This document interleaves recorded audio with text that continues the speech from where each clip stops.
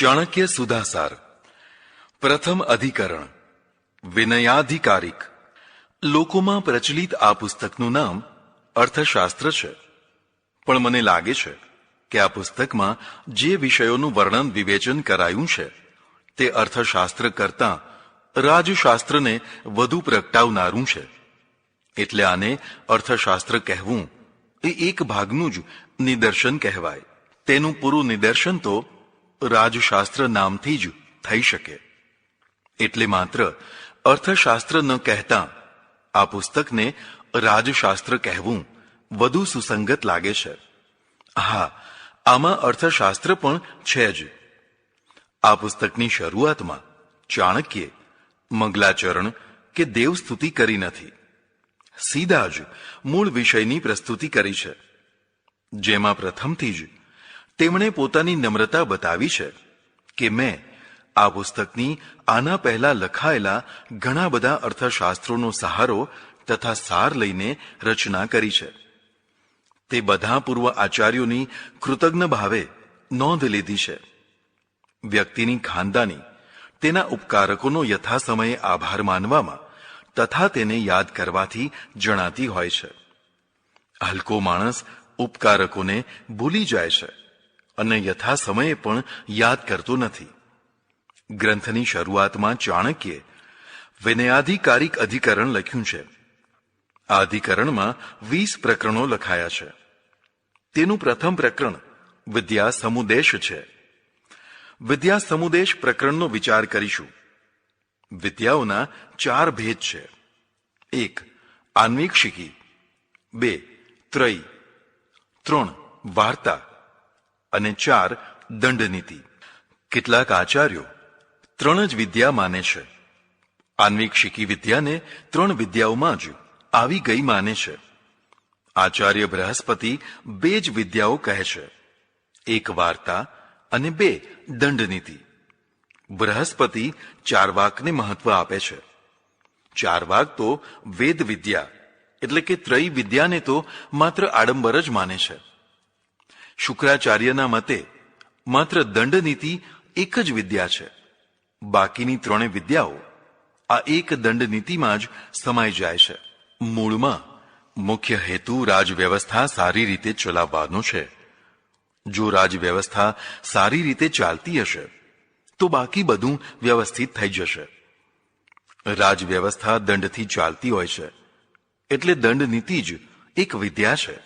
પણ ચાણક્ય તો 4 વિદ્યાઓને માને છે. તેઓ માને છે કે માત્ર દંડથી રાજવ્યવસ્થા ચાલતી નથી. દંડની સાથે બીજું પણ ઘણું જોઈતું હોય છે, જે બાકીની 3 વિદ્યાઓથી શીખી શકાય છે. માટે 4 વિદ્યાઓની જરૂર રહે છે. આન્વીક્ષિકી વિદ્યા, આમાં દર્શનશાસ્ત્ર, ઉપાસનાશાસ્ત્ર અને તર્કશાસ્ત્ર અથવા વ્યવહાર જ્ઞાન આવે છે. આ બધાના દ્વારા લોક પરલોક બંનેની સિદ્ધિ થઈ શકે છે. આ લોકના હિત માટે ઉપકાર કરવો, વિપત્તિ અને સંપત્તિમાં બુદ્ધિને સ્થિર રાખવી, બુદ્ધિને વધારવી, વાણીની કુશળતા પ્રાપ્ત કરવી વગેરે ગુણોનો વિકાસ આન્વીક્ષિકી વિદ્યા દ્વારા થતો હોય છે. ચાણક્ય કહે છે કે પ્રદીપ સર્વ વિદ્યાનામુપાય સર્વકર્મણામ આશ્રય સર્વધર્માણામ શશ્વદાન્વીક્ષિકી મતા. અર્થાત આન્વીક્ષિકી વિદ્યા બધી જ વિદ્યાઓને જાણવા સમજવા માટેનો દીપક છે, બધા કાર્યોનું સાધન પણ છે અને બધા ધર્મોના આશ્રય રૂપ છે. માટે આ વિદ્યા બહુ જ મહત્વની છે. આને વિજ્ઞાન વિદ્યા પણ કહેવાય છે. ત્રયી વિદ્યા, ઋગ્વેદ, યજુર્વેદ, સામવેદ એમ 3 વેદો છે. અથર્વવેદ અને મહાભારત વગેરેને પણ વેદમાં જ ગણવામાં આવે છે. આ બધાનું જ્ઞાન ત્રયી વિદ્યા છે. આ 3 વેદોની ત્રયી વિદ્યાના સહાયક અંગો છે શિક્ષા, કલ્પ, વ્યાકરણ, નિરુક્ત, છંદ અને જ્યોતિષ. આ 6 શાસ્ત્રો છે. આના જ્ઞાન વિના વેદો સમજી શકાતા નથી. તેથી આ 6 શાસ્ત્રોનું જ્ઞાન જરૂરી છે. શિક્ષા, વેદ મંત્રોના શુદ્ધ ઉચ્ચારણનું જ્ઞાન શિક્ષાથી પ્રાપ્ત થાય છે. યાજ્ઞવલ્ક્ય અને પાણીની જેવા ઋષિઓએ તેની રચના કરી છે. 2. કલ્પ અને વ્યાકરણ. યજ્ઞ યાગાદી કર્મકાંડની વિધિઓ બતાવનારા શાસ્ત્રોને કલ્પ કહે છે. કાત્યાયન, જૈમિની વગેરે તેના રચયિતા છે. વ્યાકરણના રચયિતા પાણીની વગેરે છે. 3. નિરુક્ત. શબ્દ કે પદની વ્યુત્પત્તિ કરીને તેને યથાતથ્ય સમજાવે તેને નિરુક્ત કહે છે. ભાસ્કરાચાર્ય વગેરે આ શાસ્ત્રો રચ્યા છે. છંદ. વેદ મંત્રો તથા અન્ય શ્લોકો વગેરે રાગ રાગિણીમાં ગાવા માટે જુદા જુદા છંદોનું નિર્માણ કરાયું છે, જેની રચના પિંગળ ઋષિ જેવા ઋષિઓએ કરી છે. જ્યોતિષ. સૂર્ય, ચંદ્ર, નક્ષત્રો, તારાઓ વગેરેની ગતિનું માપ કાઢનારું અને તેના દ્વારા પંચાંગ બનાવવાનું જ્ઞાન આપનારું શાસ્ત્ર તે જ્યોતિષ શાસ્ત્ર છે. ભાસ્કરાચાર્ય, આર્યભટ્ટ, વરાહમિહિર વગેરે તેના રચયિતા છે. આ રીતે આ શાસ્ત્રોના દ્વારા ત્રયી ધર્મની સ્થાપના કરી શકાય છે, જેમાં પ્રજાના જુદા જુદા વર્ગોના કર્તવ્યો બતાવાયા છે. જેમાં ગૃહસ્થોને પોતાનું કર્તવ્ય ધર્મ આ પ્રમાણે બતાવાયો છે. 1. પુરુષાર્થ દ્વારા જીવન નિર્વાહ કરવો, પરોપજીવી ન થવું. 2. સમાન આર્થિક સ્થિતિ અને ભિન્ન ગોત્રવાળા સંતાનોનો વિવાહ કરવો, યથાસંભવ લગ્ન વિના ન રહેવું, લગ્ન જરૂર કરવું. 3. પત્ની ઋતુકાળમાં હોય ત્યારે સંતાન પ્રાપ્તિ માટે સમાગમ કરવો. 4. દેવ, પિતૃ, અતિથિ અને સેવકોને જમાડ્યા પછી જ જમવું. આવા બધા અનેક કલ્યાણકારી નિયમો ત્રયી વિદ્યાથી પ્રાપ્ત થાય છે. આવી જ રીતે અધ્યયન કરનાર બ્રહ્મચારી, વાનપ્રસ્થી અને સંન્યાસીના પણ નિયમો ત્રયી વિદ્યાથી પ્રાપ્ત થાય છે. સૌએ પોતપોતાના કર્તવ્યોનું પાલન કરવું. રાજાએ સૌને પોતપોતાનો ધર્મ પાળવાની છૂટ આપવી જોઈએ. વ્યભિચાર ન વધે તેવી વ્યવસ્થા કરવી. રાજાએ મર્યાદાની સ્થાપના કરવી અને વૈદિક ધર્મનું રક્ષણ કરવું. આ ત્રયી વિદ્યાનો હેતુ છે. વાર્તા વિદ્યા. એક રીતે ધન કમાવું અને તેની વૃદ્ધિ કરવી એ વાર્તા છે. તે કૃષિ, પશુપાલન, વ્યાપાર, ઉદ્યોગ વગેરેથી થતું હોય છે. એટલે રાજાએ ખેડૂતો, વ્યાપારીઓ, પશુપાલકો, ઉદ્યોગપતિઓ વગેરેનું રક્ષણ કરવું તથા તેમની વૃદ્ધિ કરવી. દંડનીતિ. ધન વૃદ્ધિથી રાજા તથા પ્રજા સમૃદ્ધ થાય છે. સમૃદ્ધિનું રક્ષણ કરવા દંડ જરૂરી છે. દંડનીતિ સમર્થ અને પરાક્રમી રાજા આચરી શકે છે. માટે રાજાએ પરાક્રમી બનીને દંડ ધારણ કરવો. દંડથી જ લોકયાત્રા ચાલે છે. માટે રાજાએ કદી પણ દંડનીતિને ઢીલી થવા દેવી નહીં. તેવો અનેક આચાર્યનો મત છે. પણ ચાણક્યનું કથન છે કે રાજાએ કદી પણ તીક્ષ્ણ દંડ કરવો નહીં. તેનાથી પ્રજામાં ઉદ્વેગ થાય છે. બીજી તરફ હળવો દંડ દેવાથી રાજા પ્રભાવહીન થઈને ઉપેક્ષિત થઈ જાય છે.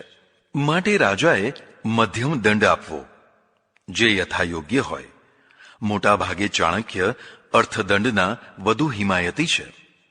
જે રાજાઓ તીવ્ર રાગદ્વેષ કે કામ ક્રોધમાં આવીને ક્રૂર દંડ કરતા હોય છે, તેને જોઈને ત્યાગી વૈરાગીઓ પણ ઉદ્વેગ પામતા હોય છે. તો પ્રજાનું તો કહેવું જ શું. ક્રૂર રાજા પ્રત્યે જ્યારે ત્યારે પ્રજા વિફરતી હોય છે અને તેનો ઉચ્છેદ કરી નાખતી હોય છે. માટે રાજાએ કદી ક્રૂર ન થવું. જો દંડ જ ન હોય તો મત્સ્ય ન્યાય થઈ જાય, અર્થાત બળવાન દુર્બળને હડપ કરી જાય. માટે દંડ તો હોવો જ જોઈએ, પણ યથાયોગ્ય. વૃદ્ધિ સંયોગ. આ 4 વિદ્યાઓ પ્રાપ્ત કરવા માટે શિષ્યભાવથી વિદ્યાર્થીએ જ્ઞાન વૃદ્ધની પાસે જવું. તેમની આજ્ઞામાં રહીને અધ્યયન કરવું. વિદ્યાર્થીમાં વિનય હોવો જરૂરી છે. વિનયના 2 પ્રકાર છે, એક કૃત્રિમ અને 2 સ્વાભાવિક. વિદ્યાર્થીએ કૃત્રિમ વિનય નહીં, પણ શ્રદ્ધા ભક્તિયુક્ત સહજ સાચો વિનય રાખવો. જે વિદ્યાર્થીમાં આટલા ગુણો હશે તે જ વિદ્યા પ્રાપ્ત કરી શકશે. શુશ્રૂષા, શ્રવણ, ગ્રહણ, ધારણ, વિજ્ઞાનયુક્ત તર્ક બુદ્ધિથી ચિંતન મનન કરવું. આટલા ગુણો જેનામાં હશે તે જ વિદ્યા પ્રાપ્ત કરી શકશે. આ ગુણોથી વિરુદ્ધ ઉદ્ધત કે તોછડાઈ બતાવનારા વિદ્યાર્થીઓ વિદ્યા પ્રાપ્ત કરી શકતા નથી. વિદ્યાધ્યયન કાળમાં 16 વર્ષ સુધી બ્રહ્મચર્યનું પાલન કરવું. આશ્રમ વ્યવસ્થા પ્રમાણે 25 વર્ષની મર્યાદા છે, પણ ચાણક્ય 16 વર્ષ બતાવે છે. બ્રહ્મચર્ય ચાશો શાત વર્ષાત, જેનો એવો પણ અર્થ કરી શકાય કે યજ્ઞોપવિત આપ્યા પછી 16 વર્ષ સુધી ગુરુકુળમાં રહીને બ્રહ્મચર્ય પાળવું. તે પછી પાણી ગ્રહણ, લગ્ન સંસ્કાર કરવો. લગ્ન કર્યા પછી નિત્ય વૃદ્ધ વિદ્વાનોના સંપર્કમાં રહેવું અને વિનય શીખવો. આખો દિવસ આ રીતે વિતાવવો. દિવસનો પ્રથમ પ્રહર હાથી, ઘોડા, રથ અને અસ્ત્ર શસ્ત્ર ચલાવવાની વિદ્યાનો અભ્યાસ કરવો. દિવસનો પાછલો પ્રહર ઇતિહાસ વગેરે પ્રેરણાદાયી શાસ્ત્રો સાંભળવા.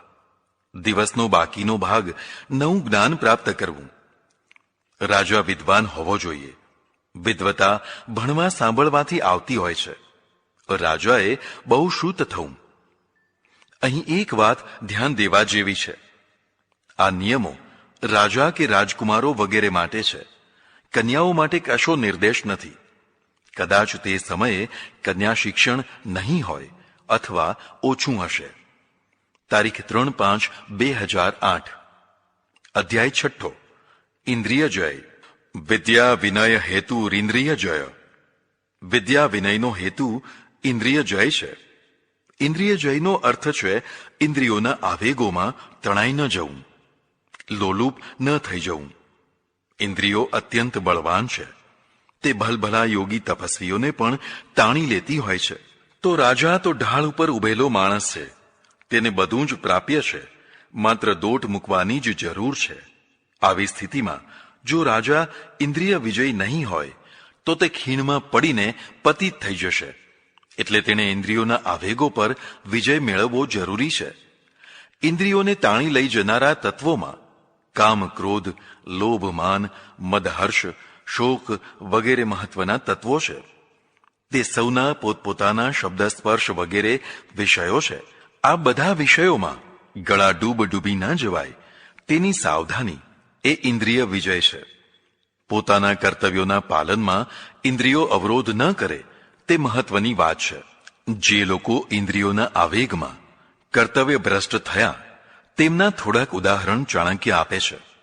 ભોજ વંશનો દાંડક્ય રાજા કામવશ થઈને બ્રાહ્મણ કન્યાનું હરણ કરી બેઠો. તરત જ તેનો પૂરો વંશ નષ્ટ થઈ ગયો. વિદેહનો કરાલ રાજા પણ આ જ રીતે નષ્ટ થઈ ગયો. જન્મેજય અને તાલજંગે બ્રાહ્મણો પર ક્રોધ કર્યો અને નષ્ટ થઈ ગયા. આવી જ દશા પૂરી પ્રજા પર અત્યાચાર કરનાર પુરુરવાની થઈ. ગુજરાત દેશના રાજા સૌવીર અજબિંદુની પણ આવી જ દશા થઈ. રાવણ દુર્યોધનની પણ પરસ્ત્રી મોહમાં ભયંકર દશા થઈ.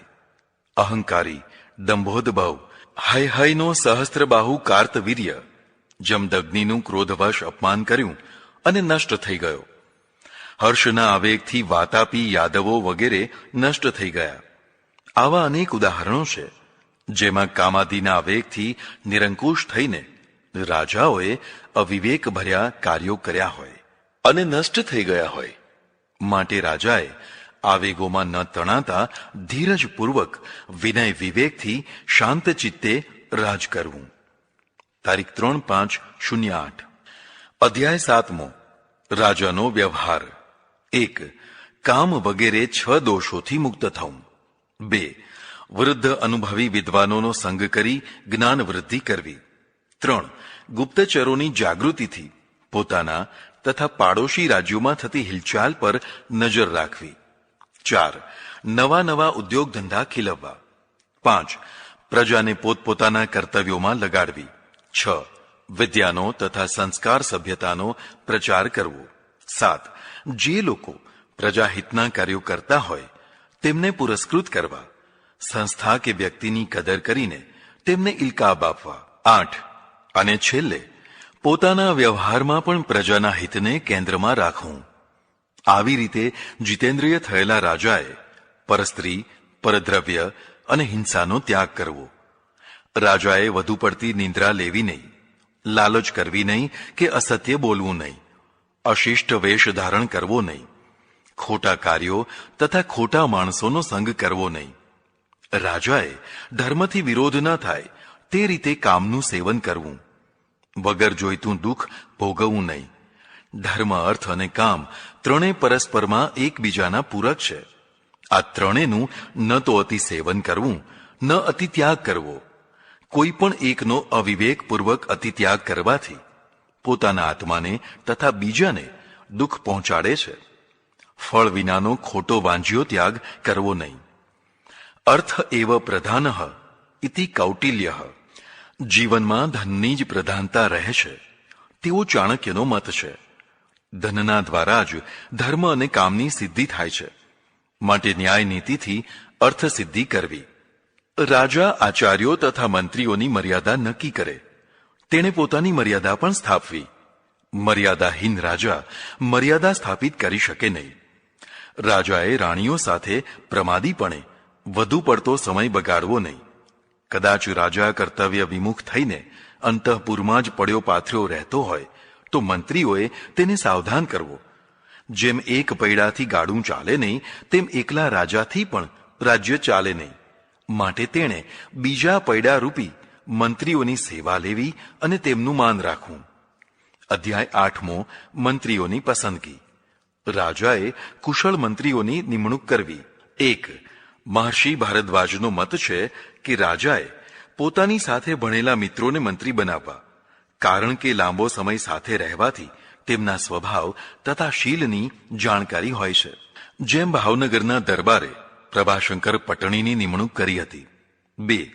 વિશાલાક્ષનો મત છે કે ના, સહપાઠીઓને મંત્રી બનાવવા નહીં, કારણ કે સાથે જ રમ્યા કૂદ્યા હોવાથી તે રાજાનું માન સન્માન જાળવશે નહીં.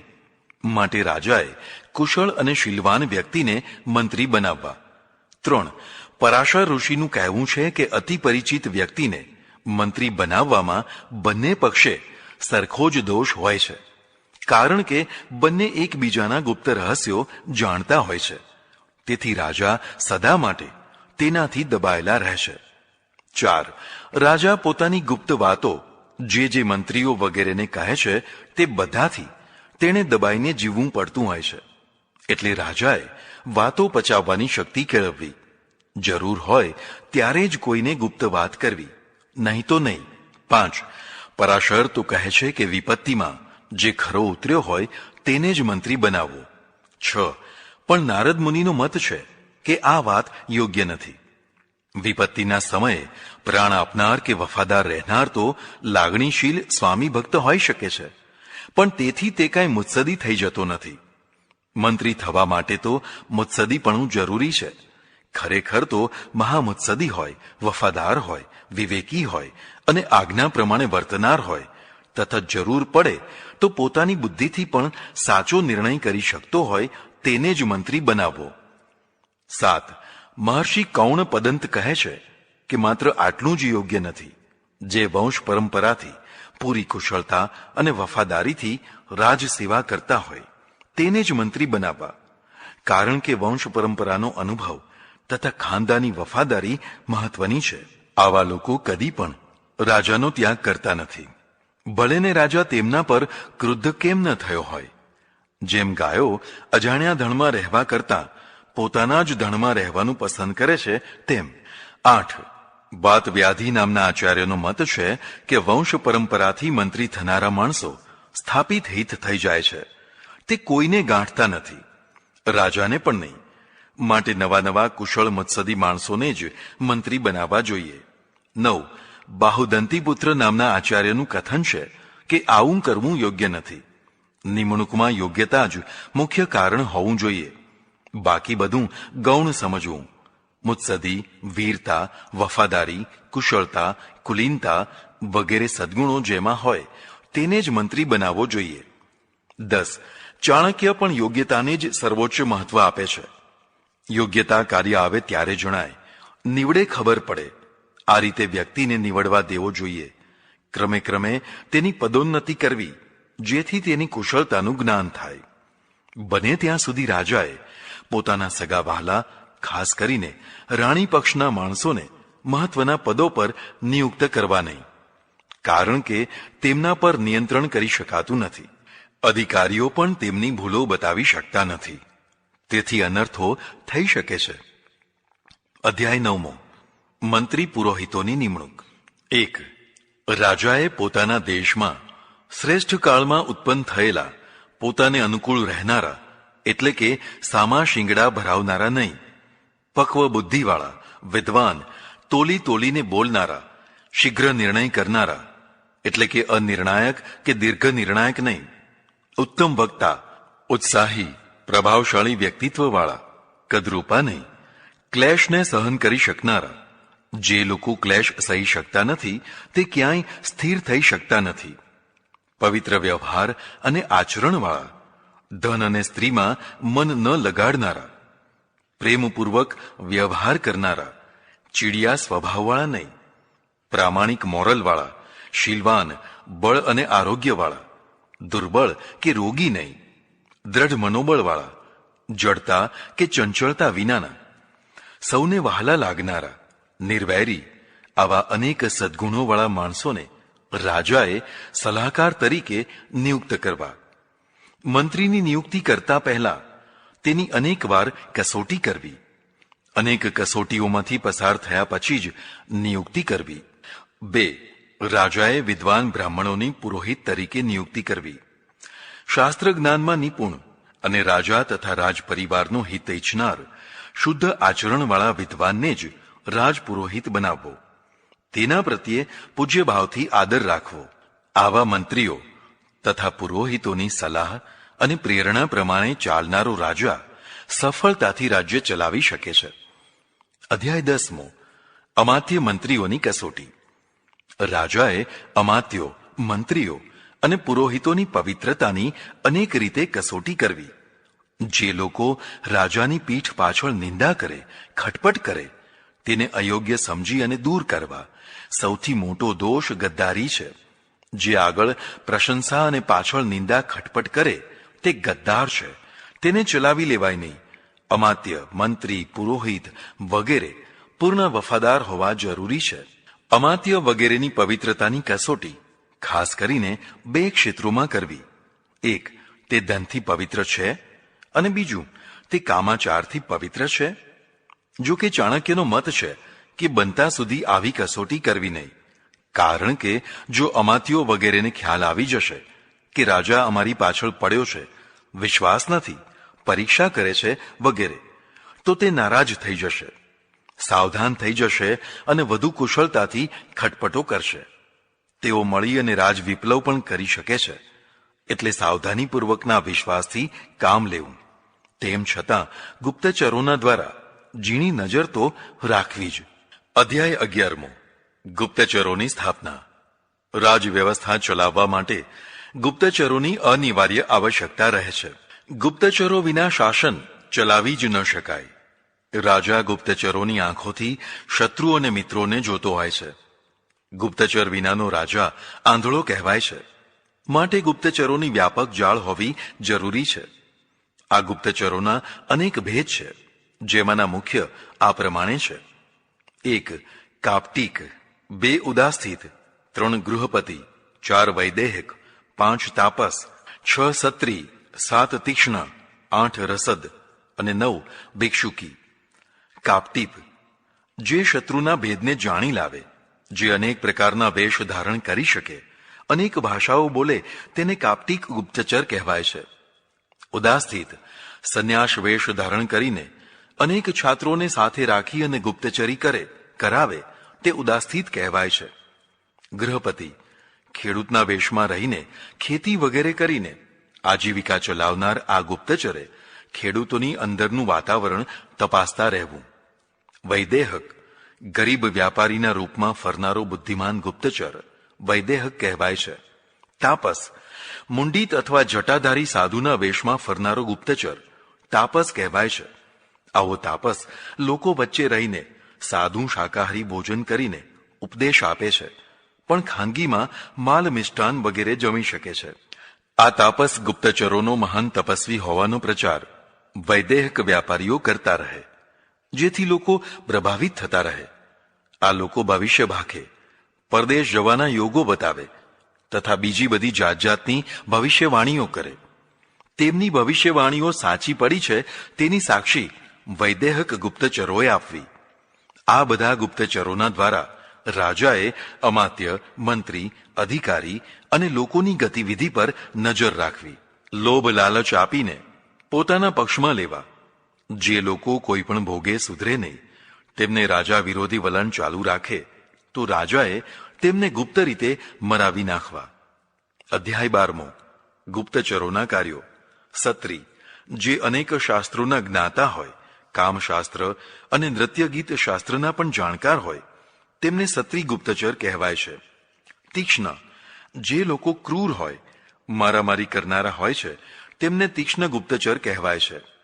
રસદ, તીક્ષ્ણ કરતા પણ વધુ ક્રૂર હોય, જેમને પોતાના સગા વહાલા પર પણ પ્રેમ ન હોય, જે ઝેર આપીને મારી નાખવામાં કુશળ હોય, તેને રસદ કહેવાય છે.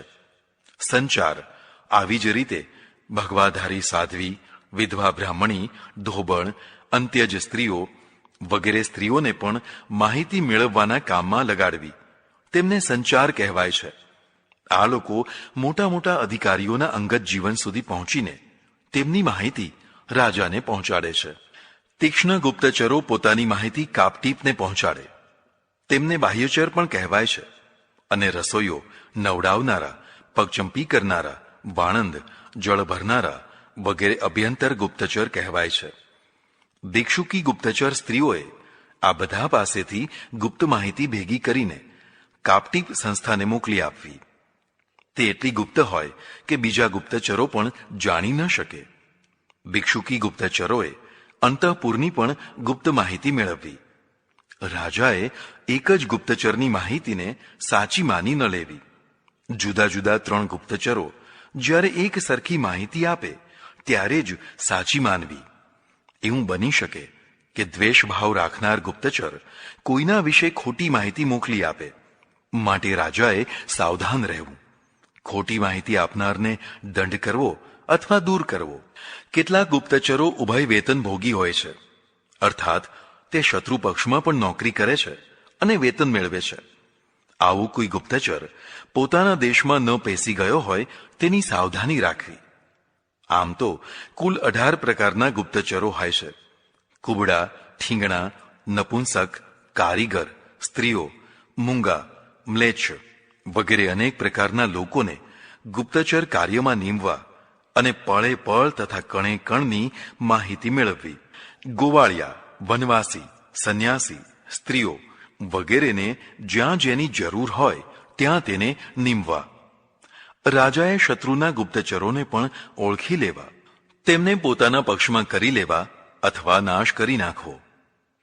4.5.08 અધ્યાય 13. પોતાના અધિકારીઓ પર નજર રાખવી. રાજાનો દ્વેષ કરનારા અમાત્યો, મંત્રીઓ, અધિકારીઓને જાણવા તથા પોતાના પ્રત્યે અનુરાગ અને વફાદારી રાખનાર લોકોને જાણવા માટે ગુપ્તચરો રાખવા. કુશળ ગુપ્તચરોએ નિમિત્ત બનાવીને આ લોકોના હૃદયની વાત બહાર કઢાવવી, જેથી રાજાના પક્ષ વિપક્ષની ખબર પડે, જેથી તેમના પર વિશ્વાસ અવિશ્વાસ કરવાનું નક્કી કરી શકાય. એવું કહેવાય છે કે પહેલા રાજા ન હતો, તેથી માત્સ્ય ન્યાય ચાલતો હતો. તેનાથી બચવા લોકોએ પરમેશ્વર પાસે રાજાની માગણી કરી અને પરમેશ્વરે રાજા આપ્યો. પોતાનું રક્ષણ કરનારા રાજાને કર આપવાનું નક્કી થયું. જે રાજાઓ વધુ પડતો કર વસૂલ કરે છે તે પ્રજાને પીડનારા બને છે, જે યોગ્ય નથી. ખરેખર તો પ્રજાનું રક્ષણ કરનાર તથા આજીવિકા આપનાર જ સાચો રાજા કહેવાય. તે જ માફસરનો કર લેવાનો અધિકારી થઈ શકે છે. જે લોકો રાજાના પક્ષધર હોય તેમને ગુપ્તચરો દ્વારા જાણી લેવા અને તેમને સંતુષ્ટ રાખવા. તેમને માન સન્માન આપતા રહેવું. જે વિરોધી હોય તેમને પણ ધન અને માનના દ્વારા અનુકૂળ કરવા પ્રયત્નો કરવા. જો તેઓ એમ છતાં અનુકૂળ ન થાય, વિરોધી જ રહે, તો પછી દંડનો ઉપયોગ કરવો. આવા માણસો શત્રુના હાથા ન બની જાય તેટલા માટે તેમને દૂર ખાણકામમાં કે વનકામમાં મોકલી દેવા અને સાવધાન રહેવું. જેમની વફાદારી શંકાસ્પદ હોય તેમને નજીક ન રાખવા તથા મહત્વના પદ પર ન ગોઠવવા. રાજાએ વફાદાર અને ગદ્દારનો ભેદ કરવો અને તેમની સાથે યથાયોગ્ય વ્યવહાર કરવો. એવું ન થાય કે ગદ્દારને ઇનામ અને વફાદારને દંડ મળે. અધ્યાય 14. શત્રુ દેશમાં રહેનારા કૃત્ય અકૃત્યની સમજણ. શત્રુના દેશમાં રહેનારા તથા મોકલેલા લોકો કોણ વફાદાર અને કોણ ગદ્દાર છે તેની ખરી જાણકારી રાખવી. રાજાના વ્યવહારથી અસંતુષ્ટ કે નારાજ થઈને કેટલાક લોકો શત્રુ પક્ષમાં ભળી જતા હોય છે. અસંતોષના ઘણા કારણો હોય છે, પણ સૌથી પ્રબળ કારણ પોતાની સ્ત્રીઓનું અપહરણ કે અપમાન આવું થયું હોય અને જેને ન્યાય ન મળ્યો હોય તે શત્રુ પક્ષમાં ભળી જતો હોય છે. કુશળ રાજાએ હંમેશા સૌની સ્ત્રીઓનું સન્માન અને સ્વમાન સાચવવું. પોતે કે પોતાના માણસો છાકટા થઈને લોકોની બહેન બેટી સાથે દુર્વ્યવહાર ન કરે અને કદાચ કરે તો સૌને બોધપાઠ મળે તેવો સખત દંડ કરવો. અપરાધીને સખત દંડ મળવાથી પીડિત વ્યક્તિને શાંતિ થતી હોય છે. તે બદલો લેવાનું ભૂલી જાય છે. તેમ છતાં જે કોઈ કારણસર શત્રુ પક્ષમાં ભળી જનાર ગદ્દાર વ્યક્તિને પકડી પાડવા ગુપ્તચરોએ હંમેશા તત્પર રહેવું. સખત દંડના ભયથી વ્યાપારમાં ખોટ જવાથી કે બીજા કારણસર જે દેશ છોડીને બીજા એટલે કે શત્રુ દેશમાં ચાલ્યા જવા માંગતો હોય તેના પર ગુપ્તચરોએ નજર રાખવી. જે લોકો બહુ માન લોલુપ હોય પણ માન મળતું ન હોય તેવા લોકો માન લોલુપતાના કારણે શત્રુ દેશમાં ચાલ્યા જતા હોય છે. અહીં તો મારી કોઈ કદર નથી તેવો અસંતોષ તેમને પીડતો હોય છે. અનેક કારણોથી નારાજ અને ક્રુદ્ધ એવા સમર્થ લોકો વિરોધી પક્ષમાં ચાલ્યા જતા હોય છે. તેમને સામદામથી સમજાવીને રાજાએ પાછા લઈ આવવા. પણ જે હલકા હોય તે પાછા આવવા માંગે તો પણ સ્વીકારવા નહીં. તે હંમેશા ઉપદ્રવ કરતા જ રહેશે. તેમને દંડના સકંજામાં લઈને દંડના દ્વારા સીધા કરવા. અધ્યાય 15. મંત્રણા. દેશ પરદેશમાં ગુપ્તચરોની પૂરી વ્યવસ્થા કર્યા પછી અને પૂરી સાચી માહિતી મેળવ્યા પછી રાજાએ મંત્રણા કરવી. ચાણક્ય કહે છે, મંત્ર પૂર્વાહ સર્વારંભ, અર્થાત ડાહ્યા પુરુષોએ પૂરી મંત્રણા કર્યા પછી જ કાર્યોનો આરંભ કરવો. મંત્રણાનું સ્થાન. મંત્રણા કરવાનું સ્થાન સુરક્ષિત હોવું જોઈએ. કોઈ ચોરી છુપીથી વાતો સાંભળી ન લે તેવું હોવું જરૂરી છે. કોઈ પક્ષી પણ ત્યાં પ્રવેશ ન પામે તેવું હોવું જોઈએ. મંત્રણાનો ભેદ ખોલી દેનારને દેશ નિકાલ અથવા મૃત્યુદંડ આપવો. અભિમાની, ઊંઘમાં બબડનારા, વેશ્યાગામી, છુપાઈને સાંભળનારા, બડાઈખોરો, દારૂડિયા વગેરે માણસો મંત્રણાને પ્રગટ કરી દેતા હોય છે. તેમને દૂર રાખવા. ભારદ્વાજ ઋષિનો મત છે કે રાજાએ એકલા જ મંત્રણા કરવી. ઘણા મંત્રીઓ હોય તો વાત ફૂટી શકે છે. મંત્રણા એટલી ગુપ્ત હોવી જોઈએ કે જ્યારે પરિણામ આવે ત્યારે જ લોકોને ખબર પડે. કાર્ય થયા પહેલા જ બબડાટ કરનાર ક્ષુદ્ર માણસો પરિણામ પામી શકતા નથી. જેમ કે કોઈ વારંવાર એમ કહે કે આર પાર કી લડાઈ હોગી અને પછી લડાઈ ન કરે તો હાસ્યાસ્પદ બને. શત્રુ સાવધાન થઈ જાય. ખરેખર તો લડાઈ થયા પછી જ લોકોને ખબર પડે કે લડાઈ થઈ. આચાર્ય વિશાલાક્ષનો મત છે કે એકલા મંત્રણા થઈ શકે નહીં. અમાત્ય, મંત્રી, પુરોહિત વગેરે જોઈએ તો જ મંત્રણા કહેવાય. પણ આ બધા અતિ વિશ્વાસુ અને પેટનું પાણી પણ ન હલે તેવા વાત પચાવનારા હોવા જોઈએ. છીછરા માણસોને મંત્રણામાં ન રખાય. મંત્રણા વખતે રાજાએ સૌની વાત ગંભીરતાથી સાંભળવી. કોઈને ઉતારી પાડવો નહીં. બધાની વાત કે મત સાંભળ્યા પછી પોતાનો મત બતાવવો અને પછી ગુણદોષના આધારે નિર્ણય કરવો. ખાસ કરીને યુદ્ધ કરવાની મંત્રણા બહુ જ ગંભીરતાથી કરવી, કારણ કે તેના પરિણામો બંને પક્ષે બહુ જ પ્રભાવિત કરનારા હોય છે. અહીં પરાશર અને નારદ વગેરે જુદા જુદા મતો ધરાવે છે. ચાણક્યનો મત છે કે 3 કે 4 પ્રખર મંત્રીઓ સાથે જ રાજાએ મંત્રણા કરવી. માત્ર એક જ મંત્રી સાથે મંત્રણા કરવાથી પેલા એકની એકાધિકારીતા થઈ શકે છે. કદાચ બે જ મંત્રીઓ હોય તો પરસ્પરમાં મતભેદ થતા ઈગોના કારણે હઠ આવી શકે છે. માટે 3 કે 4 મંત્રીઓ સાથે મંત્રણા કરવી, પણ હુકમનું પત્તું રાજાએ પોતાની પાસે રાખવું. મંત્રીઓના ટોળાને મંત્રણામાં બોલાવવું નહીં. ટોળું નિર્ણય કરી શકતું નથી, વળી વાત પણ ફૂટી જાય. મંત્રણાના 5 પ્રકાર: 1. કાર્યનો આરંભ. 2. યોગ્ય સેનાપતિ વગેરેની નિયુક્તિ. 3. દેશકાળનો વિચાર. 4. આવનારી આપત્તિનો વિચાર. 5. અભિષ્ટ કાર્યની સિદ્ધિનો વિચાર. સર્વપ્રથમ કાર્યનો આરંભ કરવો કે નહીં તેનો વિચાર કરવો. માનો કે યુદ્ધ કરવું કે નહીં તેનો વિચાર કરવો. જો કરવું જ હોય તો પાકો નિર્ણય કરીને કામે લાગી જવું. ધનની વ્યવસ્થા કરવી. કિલ્લાનું સમારકામ કરી લેવું. અનાજ વગેરેનો તથા શસ્ત્રોનો સંગ્રહ કરી લેવો. બધી તૈયારી પૂરી કરવી. સાથે સાથે દૂતો મોકલીને સમર્થન મેળવવું. પોતાના પક્ષમાં જનમત કેળવવો. આ બધી તૈયારી કહેવાય. આટલું કર્યા પછી જે કાર્ય કરવા માંગો છો તેની જવાબદારી માટે કોઈ અતિ યોગ્ય વ્યક્તિની નિયુક્તિ કરવી. માનો કે તમારે યુદ્ધ કરવું છે. સેનાપતિ વિના યુદ્ધ ન થઈ શકે. ખરેખર તો સેનાપતિ જ યુદ્ધ લડતો હોય છે. યોગ્ય વ્યક્તિઓમાંથી જે વધુ યોગ્ય હોય તેને સેનાપતિ પદનો ભાર સોંપાશે. તેને લક્ષ્ય અને હેતુઓ સમજાવી દેવા. પછી વારંવાર ઘોંચપરણો ન કરવો. ડ્રાઈવર જો બરાબર ગાડી ચલાવતો હોય તો વારંવાર તેને ટોક ટોક ન કરાય. કુશળ સેનાપતિ પોતાની રીતે વ્યૂહ ગોઠવવા લાગી જાય. મહાન કાર્ય કરવા માટે દેશ અને કાળનો પૂરો વિચાર કરવો. માનો કે યુદ્ધ કરવું હોય તો વર્ષા ઋતુ, હિમપાત વગેરે કાળને ત્યાજ્ય ગણવો. આવી જ રીતે જે દેશમાં યુદ્ધ કરવું હોય તેની ભૌગોલિક જાણકારી પૂરેપૂરી મેળવી લેવી. બને ત્યાં સુધી રાજાએ પોતાની ભૂમિમાં યુદ્ધ ન કરવું, પણ શત્રુની ભૂમિમાં જઈને યુદ્ધ કરવું. આમ કરવાથી પોતાની ભૂમિ અનેક અનર્થોથી બચી જશે અને ભૂમિ ખોવી નહીં પડે. કુશળ રાજા પોતાની ઈચ્છા પ્રમાણે શત્રુને દેશ અને કાળ માટે મજબૂર કરતો હોય છે.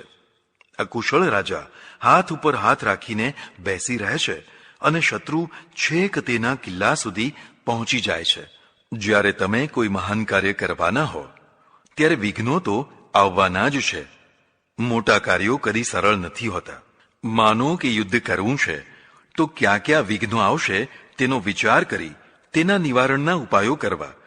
માનો કે યુદ્ધના સમયે કુદરતી વિઘ્નો આવ્યા, આંધી, તોફાન વગેરે, તંબુઓ ઉખડી ગયા, બધું છિન્ન ભિન્ન થઈ ગયું, તેનો વિચાર કરવો. માનો કે રસદ ખૂટી પડી, ચીજવસ્તુઓ ઓછી થઈ ગઈ, તો રસદનો માર્ગ ન કળાવો જોઈએ. સતત રસદ મળતી રહે તો જ યુદ્ધ કરી શકાય. માનો કે પોતાના પક્ષે વિદ્રોહ થયો, તેને કેમ દબાવવો તેનો વિચાર અને તૈયારી કરવી. આવી રીતે આવી પડનારા અનેક વિઘ્નોનો વિચાર કરીને પૂરી તૈયારી અને સાવધાની રાખવી. છેલ્લે જ્યારે કાર્ય સિદ્ધ થઈ જાય તો શું કરવું? માનો કે તમે જીત્યા. હવે નવા રાજ્યનું સંચાલન, વહીવટ, વ્યવસ્થા કેમ કરવી? કોને કોને ક્યાં ક્યાં પદો પર ગોઠવવા? પ્રજાને કેમ વિશ્વાસમાં લેવી તથા તેને અન્નજળ વગેરે કેમ પહોંચતું કરવું? આ બધો વિચાર કરવો. આને દીર્ઘદ્રષ્ટિ કહેવાય છે.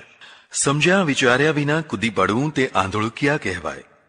અહીં એક વાત ધ્યાનમાં રાખવાની કે વિચાર કરતા કરતા વર્ષો વીતી જાય તેવી દીર્ઘસૂત્રતા ન કરવી.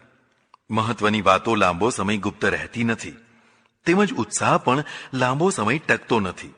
માટે યથાસંભવ શીઘ્રતા પણ રાખવી. રાજામાં ધીર ગંભીરતા અને તત્કાળ સાચો નિર્ણય કરવાની ક્ષમતા હોવી જરૂરી છે. આ રીતે મંત્રણા કરીને કાર્યનો આરંભ કરવો. અધ્યાય 16. દૂતોની નિમણૂક. મંત્રીઓ, દૂતો અને ગુપ્તચરો વિના રાજ ચલાવી શકાય નહીં. જ્યારે તમારે યુદ્ધ કરવું હોય ત્યારે સૌથી મહત્વનું કાર્ય દૂતો કરતા હોય છે. બને ત્યાં સુધી દૂતોના દ્વારા મંત્રણા કરીને યુદ્ધ વિના જ સમાધાન કરવું કે કરાવવું જોઈએ. જ્યારે બધા પ્રયત્નો નિષ્ફળ જાય ત્યારે જ યુદ્ધનો માર્ગ લેવો. જ્યારે દૂત કાર્ય ચાલતું હોય ત્યારે સાથે સાથે યુદ્ધની તૈયારી પણ ચાલતી રહેવી જોઈએ. દૂતોની મંત્રણાઓ નિષ્ફળ જતાં જ સજ્જડ પ્રહાર કરવાની પૂરી તૈયારી કરી લેવી જોઈએ. શત્રુ રાજાની પરવાનગી લઈને દૂતે તેના રાજ્યમાં પ્રવેશ કરવો. સંદેશા માટેની બધી માનસિક અને બૌદ્ધિક તૈયારી કરી રાખવી. શત્રુ રાજ્યમાં ઘોડા વગેરે વાહનો પર જતા જતાં દૂતે ભૂમિનું નિરીક્ષણ કરતા રહેવું. જો યુદ્ધ કરવું પડે તો ક્યાં રસ્તે સેનાને લાવવી, ક્યાં પડાવ નાખવો, ક્યાં પાણીની વ્યવસ્થા છે, કદાચ પાછું ભાગવું પડે તો ક્યાં ક્યાં રસ્તા કામ આવે તેવા છે, તે બધાનું નિરીક્ષણ કરવું તથા નકશા બનાવવા. રાજાને આપવા માટે ભેટ સોગાદો લઈ જવી. કદી પણ ખાલી હાથે ન જવું. જેની પાસેથી કામ કઢાવવું હોય તેને પ્રિય વસ્તુઓ આપીને તેના મૂળને જીતી લેવો. મીઠી ભાષામાં વાતની શરૂઆત કરવી. જો રાજાનો મૂડ બરાબર લાગે તો જ વાત આગળ વધારવી. દૂતે કદી પણ તોછડાઈ કે ઉદ્ધતાઈ ન કરવી. દૂતે ખૂબ ઠંડા મગજથી વાતો કરવી, સાંભળવી. નમ્રતાથી વિરોધી રાજાનું મન જીતી શકાય છે. ચાણક્ય કહે છે, દૂત મુખા વૈ રાજાનઃ, અર્થાત રાજાનું મોઢું તેમના દૂતો હોય છે.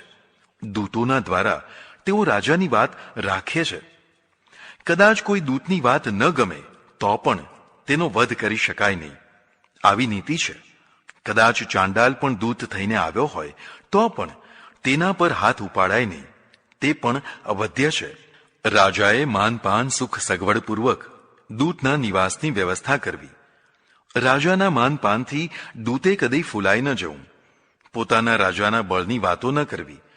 અભિમાનપૂર્વક વાર્તાલાપ ન કરવો. કટુ વચન બોલવા નહીં. પરસ્ત્રી ગમન કે મદ્યપાન કરવું નહીં. આ દુર્બળતાનો લાભ શત્રુ રાજા ઉઠાવી શકે છે. દૂતે એકલા જ સૂવું, જેથી રાતમાં ઊંઘમાં બબડાટ થાય તો પણ કોઈ સાંભળે નહીં. રાજા કહે ત્યાં સુધી દૂતે તેના રાજ્યમાં રહેવું. નિરીક્ષણ કરવું. અસંતુષ્ટ વર્ગને શોધી કાઢવો. તેમને પોતાની સાથે મેળવવાનો પ્રયત્ન કરવો. રાજાના પક્ષની કમજોરીઓ જાણી લેવી. પોતાના ગુપ્તચરોના દ્વારા માહિતી ભેગી કરવી. સમયનો સદુપયોગ કરવો. કોઈ કારણસર વિરોધી રાજા દૂતને લાંબો સમય રોકી રાખે કે તેને કારાગારમાં નાખે તો દૂતે યુક્તિ પ્રયુક્તિ કરી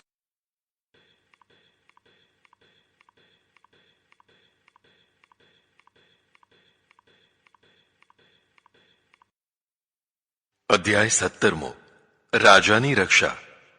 રક્ષિતો રાજા રાજ્યમ રક્ષતિ, અર્થાત રક્ષિત રાજા રાજ્યની રક્ષા કરે છે. માટે સર્વ પ્રયત્નોથી રાજાનું રક્ષણ કરવું જરૂરી છે. રાજાએ કદી પણ સુરક્ષા વ્યવસ્થાની ઉપેક્ષા ન કરવી. ખોટી બહાદુરી બતાવવા તેણે કદી પણ જોખમ ન ખેડવું. રાજાને આટલા માણસોથી ભય રહેતો હોય છે: પુત્રો, રાણીઓ, સગા સંબંધી તથા શત્રુઓથી. તેથી તે બધાથી તેનું રક્ષણ કરવું. સર્વપ્રથમ રાજાએ પોતાના રાજકુમારોથી સાવધાન રહેવું. કુસંગમાં પડેલા રાજકુમારો ઘણીવાર રાજગાદી મેળવવા ઉતાવળા થઈને રાજાની હત્યા કરી નાખતા હોય છે. એટલે તેમને કુસંગથી બચાવવા અને ધર્મ સત્સંગમાં જોડવા રાજાએ પુત્રોના ચહેરા વગેરેનું અધ્યયન કરીને તેમની મનોદશા જાણતા રહેવું. ગુપ્તચરોના દ્વારા તેમની પ્રવૃત્તિઓ જાણતા રહેવી. કદાચ કોઈ રાજકુમાર બહુ જ ખોટી લાઈન પર ચઢી ગયો હોય અને સુધરી જ ન શકે તેવો હોય તો અંતિમ ઉપાય તરીકે તેને ગુપ્ત રીતે મરાવી નાખો. કાંટો કાઢીને જ રાજ કરી શકાય. પછી તે કાંટો ઘરનો જ કેમ ન હોય. આચાર્ય વિશાલાક્ષ રાજકુમારના વધની સાથે સંમત થતા નથી. તેમનું કહેવું છે કે આવા વંઠી ગયેલા રાજકુમારને દૂર ક્યાંક કેદ કરી દેવો. પારાશર ઋષિ આ વાતનું પણ સમર્થન નથી કરતા. કેદ કરેલો રાજકુમાર કાયમી દ્વેષ કરતો થઈને રાજાનો શત્રુ થઈ જાય છે. તે ષડયંત્ર કરીને કેદમાંથી છૂટીને રાજાનો વધ પણ કરી શકે છે. માટે તેને પોતાના રાજ્યમાં જ કોઈ કિલ્લામાં સુખ સગવડપૂર્વક નજર કેદ જેવો રાખવો અને તેનું વલણ બદલાવવા પ્રયત્ન કરવો. આચાર્ય પિશુનાચાર્ય નારદનું કથન છે કે ના, આવું ન કરાય. આવા રાજકુમારને પોતાના કોઈ વિશ્વાસુ સામંતને આધીન દૂર તેના રાજ્યમાં મોકલી દેવો, જેમ અકબરે શાહજાદા સલીમને જોધપુરમાં માનસિંહ પાસે મોકલી દીધો હતો. આચાર્ય કૌણ પદંત ભીષ્મનું કથન છે કે આવું ન કરાય. પેલો સામંત રાજકુમારનો પોતાના હિત માટે ઉપયોગ કરીને રાજાને પરેશાન કરશે. જેમ ગાયનું વાંછડું હોય તો ગાયને દોહી લઈ શકાય, માટે રાજકુમારને તેના મામા પાસે મોકલી આપવો. આચાર્ય વ્યાત વ્યાધિ ઉદ્ધવનું કથન છે કે મામા વગેરે પણ રાજકુમારનો ઉપયોગ કરીને લાભ ઉઠાવશે, માટે રાજકુમારને કોઈની પાસે મોકલવો નહીં, પણ તેને વિષય ભોગ અને મોજ શોખમાં લગાવી દેવો. આ સુખમાં પડેલો માણસ રાજ ખટપટ કરવામાં રસ નથી લેતો. તેને રૂપાળી સ્ત્રીઓની મોહજાળમાં તરબોળ થવા દેવો.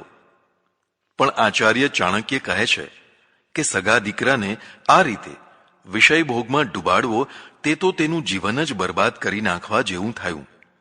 આવું ન કરાય. ત્યારે કરવું શું?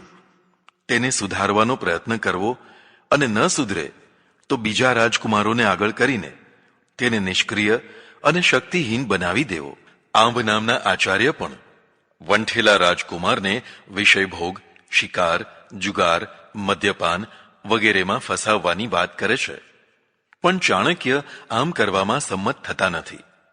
ચાણક્ય કહે છે કે પોતાના જ દીકરાને આવા કાર્યોમાં જોતરવો તે નીચ કાર્ય છે. તેવું ન કરાય.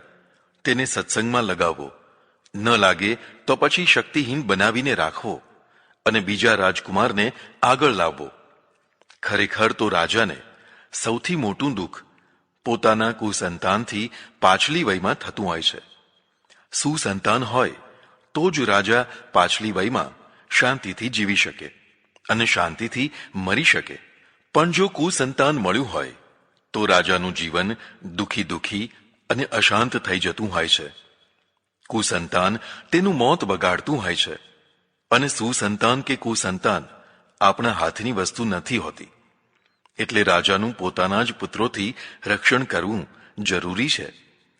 ચાણક્ય કહે છે કે પુત્રો 3 પ્રકારના હોય છે: બુદ્ધિમાન, આહાર્ય બુદ્ધિ અને દુર્બુદ્ધિ. જે બુદ્ધિમાન પુત્ર હોય છે સહજ સ્વયંભૂ રીતે જ્ઞાન વિજ્ઞાન સંસ્કાર સભ્યતા પ્રાપ્ત કરીને સદગુણી માણસ બને છે. તે સહજ રીતે સજ્જન હોય છે, તેથી તેને ઓછા પ્રયત્ને સજ્જન બનાવી શકાય છે. બીજો આહાર્ય બુદ્ધિ સમજે તો બધું છે, પણ આચરી શકતો નથી. તે આચારહીન હોય છે, માત્ર વાકપટુતાથી મોટી મોટી વાતો કરે છે. ત્રીજો દુર્બુદ્ધિ પુત્ર હોય છે. આ મૂળમાંથી જ દુર્બુદ્ધિ હોવાથી તેને સુધારી શકાતો નથી. આવો પુત્ર માથાનું દર્દ બની જાય છે. ચાણક્ય કહે છે કે જો આવો દુર્બુદ્ધિ એક જ પુત્ર હોય તો તેને ત્યાં પુત્ર ઉત્પન્ન કરાવો. તે પૌત્રને રાજ્ય સિંહાસનનો વારસદાર બનાવવો. બની શકે તો દુર્બુદ્ધિ પુત્રને સુલક્ષણી સદગુણી કન્યા પરણાવવી. આવી કન્યાનો પુત્ર જો માતૃલક્ષી થશે તો ગુણવાન થશે. જીન મહત્વની વસ્તુ છે. આમ કરવાથી કદાચ સુપાત્ર પૌત્ર ઉત્પન્ન થાય, પણ આમ ન પણ થાય તો દૌહિત્રને અથવા બીજા કોઈ યોગ્યને વારસદાર બનાવી લેવો. પણ કોઈ પણ સંજોગોમાં કુપુત્રને ગાદી સોંપવી નહીં.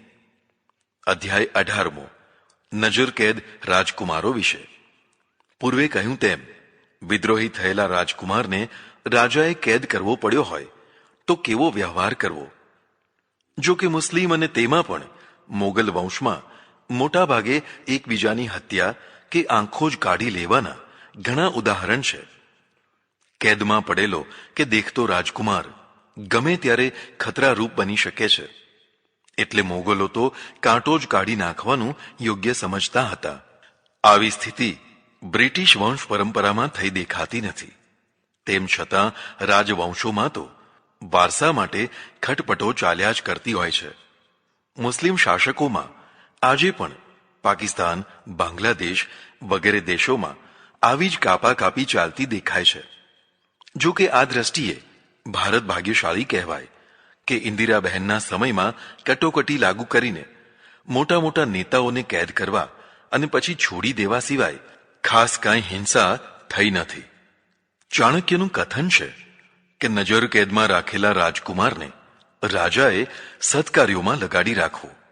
સંઘનો પ્રભાવ પ્રબળ હોય છે, એટલે તેને સારો સંગ આપવો. તેને ભાન થવું જોઈએ કે ખરેખર તો મારી ભૂલથી આવું થયું છે. તેણે પશ્ચાતાપ કરવો અને કેદના નિયમોનું પાલન કરવું. તેણે રાજાને પ્રસન્ન કરવા પ્રયત્ન કરવો. રાજાએ પણ તેની પાસે કશું ખોટું કામ કરાવવું નહીં.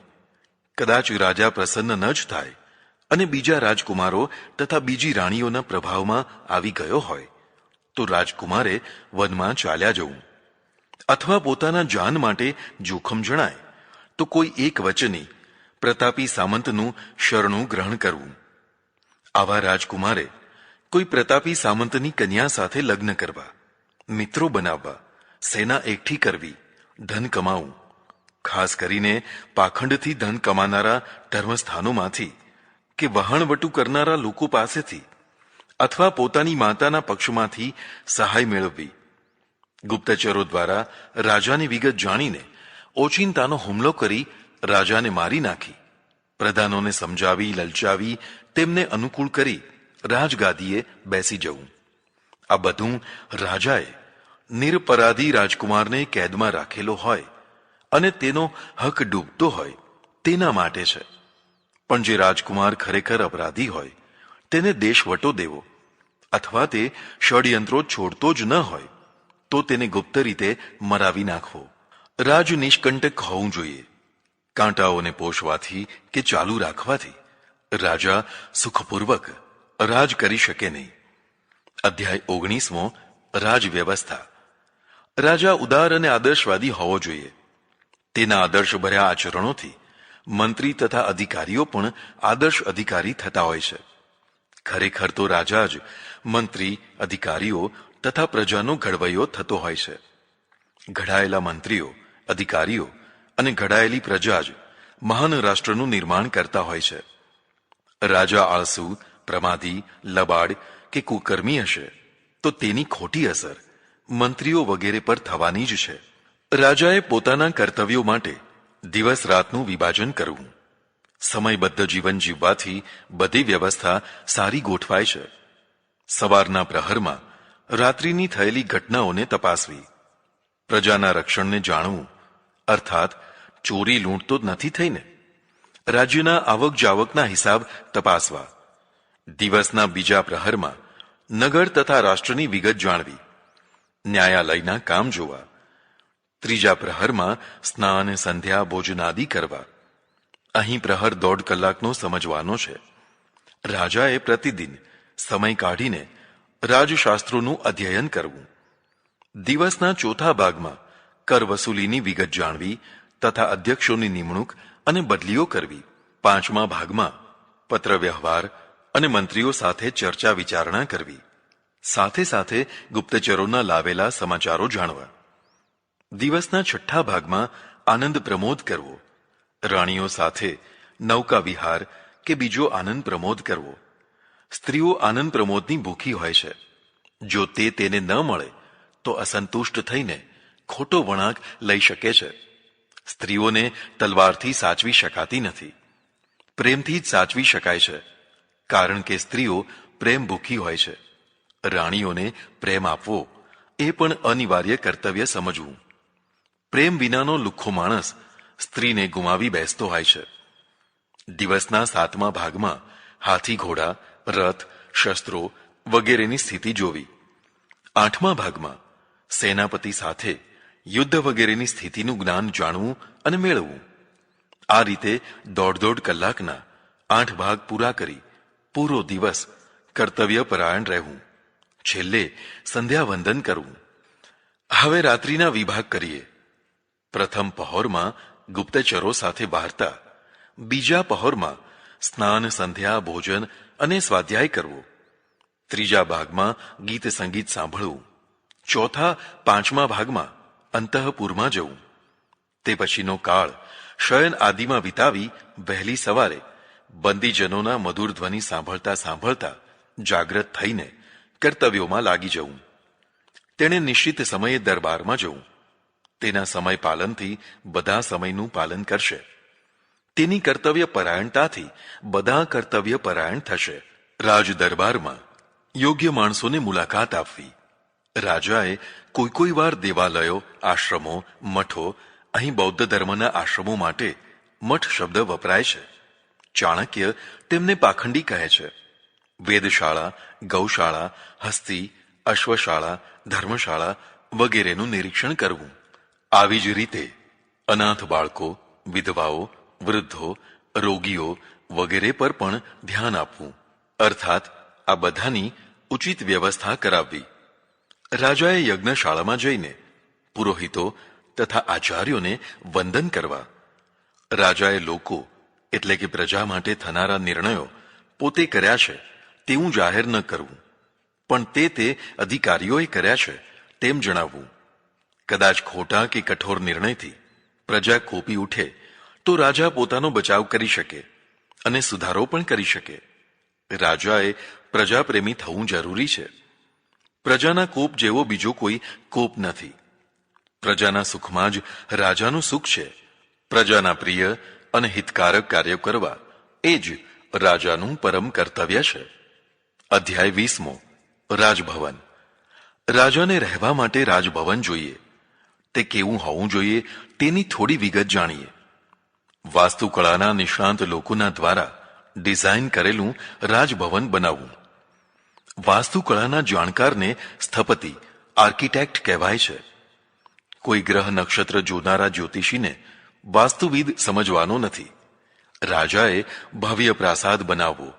સુખ સગવડો, સુંદરતા, સુરક્ષા અને મજબૂતાઈનો પૂરેપૂરો વિચાર કરીને પ્રાસાદનું નિર્માણ કરવું.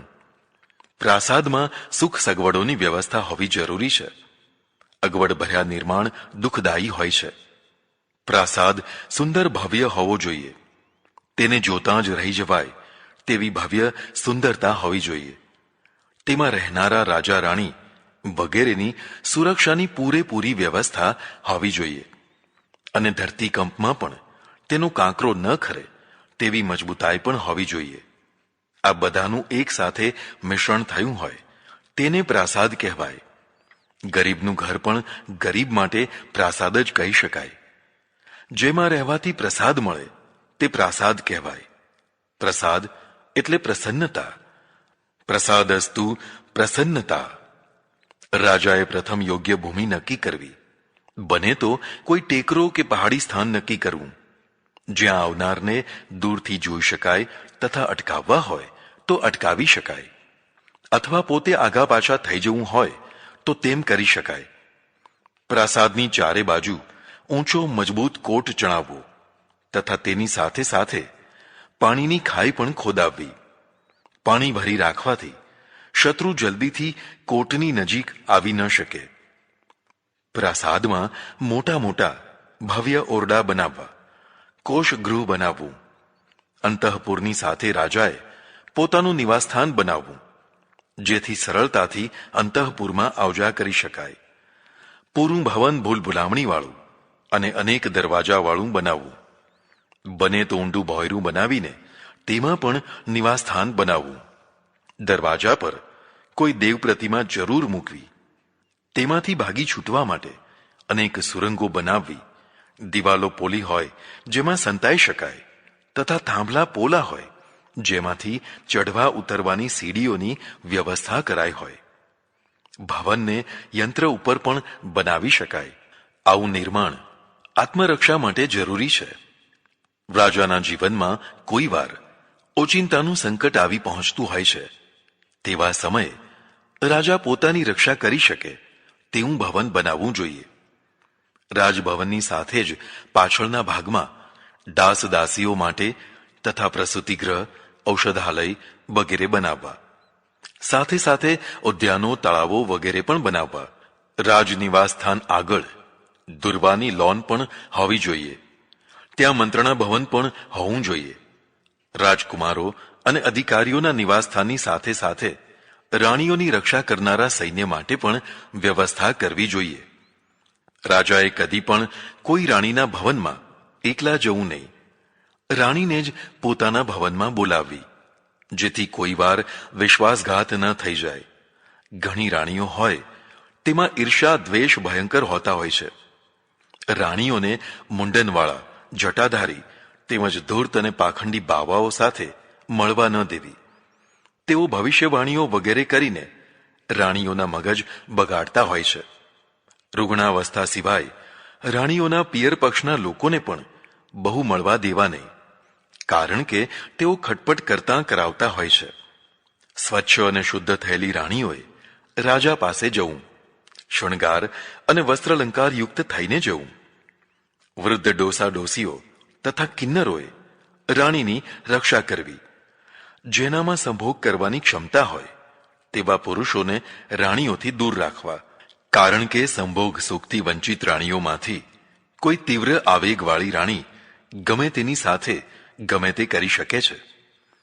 કામાવેગની શિકાર સ્ત્રી ભાન ભૂલીને ગમે તે પગલું ભરી બેસતી હોય છે. માટે કામ સામર્થ્ય વિનાના પુરુષોને જ રાણીઓની સમીપમાં રહેવા દેવા. સૌથી કઠિન કામ અતૃપ્ત સ્ત્રીઓને સાચવવાનું હોય છે. રક્ષક પુરુષોએ બહારના માણસો સાથે સંપર્ક રાખવો નહીં, નહીં તો તે રાજભવનની વાતો બહાર ફેલાવતા થઈ જશે. લોકોને સૌથી વધુ કામાચારની વાતોમાં રસ પડતો હોય છે. અધ્યાય 21 આત્મરક્ષા. રાજસત્તા શત્રુ વિનાની હોતી નથી. જેને ઘણા શત્રુ હોય તેણે પોતાની રક્ષા માટેની પૂરી વ્યવસ્થા રાખવી જરૂરી છે.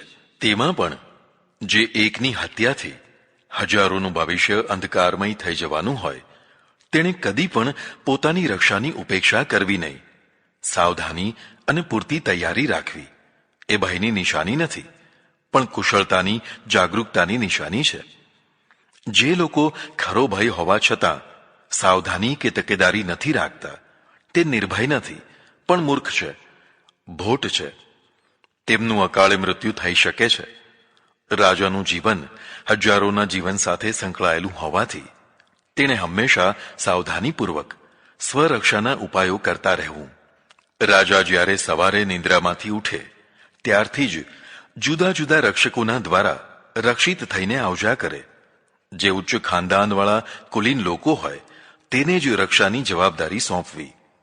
જે સેવક એકવાર રહીને નીકળી ગયો હોય અને ફરી પાછો રહેવા આવ્યો હોય તેના પર વિશ્વાસ કરવો જ નહીં. રાજાએ વિદેશી પુરુષને પણ અંગરક્ષક નીમવો નહીં. જે ધર્મ તથા જ્ઞાતિથી બદનામ હોય તેનો વિશ્વાસ કરવો નહીં. તેને અંગરક્ષક બનાવી શકાય નહીં. જે લોકો રાષ્ટ્ર કરતાં ધર્મને સર્વોચ્ચ મહત્વ આપતા હોય અને રાષ્ટ્રના ભોગે પણ ધર્મને આગળ ધરતા હોય તેમનો વિશ્વાસ ન કરાય. તેમને કદી પણ મહત્વના પદો ઉપર નિયુક્ત ન કરાય. રાજાની રસોઈ ગુપ્ત સ્થળે બનાવવી. તેની પૂરી ચકાસણી કર્યા પછી જ રાજાએ આહાર કરવો. રાજાએ ગમે ત્યાં ગમે તેના હાથનું પાણી પણ ન પીવું. તેમાં દગો થઈ શકે છે. ઓઢવા પાથરવાના વસ્ત્રોમાં પણ વિષ પ્રયોગ થઈ શકે છે. દવાઓ પણ કસોટી કર્યા પછી જ લેવી. હજામત કરનાર વાળંદથી પણ રાજાએ સાવધાન રહેવું. હાથી, ઘોડા, પાલખી વગેરેમાં પણ બેસતી વખતે પૂરી તકેદારી રાખવી. નાવમાં પણ ચોકસાઈ પછી બેસવું. રાજાએ શિકાર કરતી વખતે પણ સાવધાની રાખવી. રાજાએ કદી પણ ભીડમાં પ્રવેશ ન કરવો. શત્રુઓ ક્યારે કઈ રમતના દ્વારા રાજાની હત્યા કરી નાખે તે કહી શકાય નહીં. માટે રાજાએ હંમેશા સાવચેત થઈને રહેવું.